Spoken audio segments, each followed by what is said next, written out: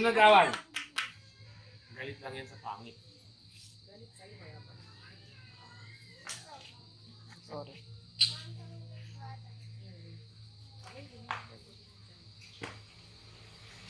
Ganito hindi kita ha.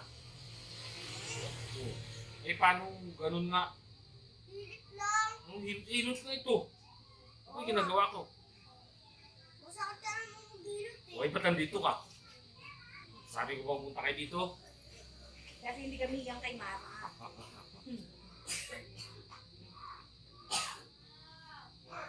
Pinagdaan siya ni Kagawad Lisa.